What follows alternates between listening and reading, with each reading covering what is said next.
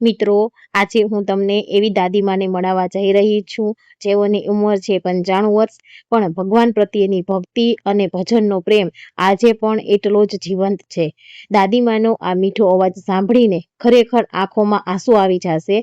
આ ઉંમરે પણ તેઓ એટલા ભાવથી ભજન ગાય છે કે સાંભળનાર દરેક વ્યક્તિ ભાવ વિભોર થઈ જાય છે. ચાલો મિત્રો, આપણે દાદીમાને થોડો પ્રેમ અને સપોર્ટ આપીએ.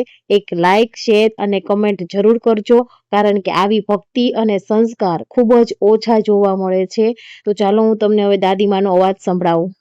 નાને તેડવા જાય રે લોલયાન મારે વલોણે પાનસે પાડના લખ ગવદન જુએ રે લોલયાન મારે વલોણે વાસે રે મૈડાની ગોળી મઠ મઠ ભરી પળીએ નો સામે પાણી રે લોલયાન મારે વલોણે વારસે રે આ ઉંમરે પણ દાદીમાની ભક્તિ અને ઉર્જા જોઈને દિલ નમી જાય. એકવાર આંખો બંધ કરીને આ ભજન પૂરું સાંભળો, તમને અંદરથી શાંતિ અને આનંદ અનુભવાશે.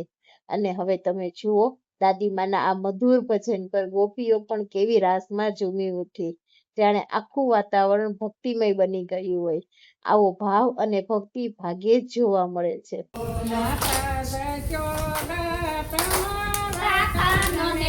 માતા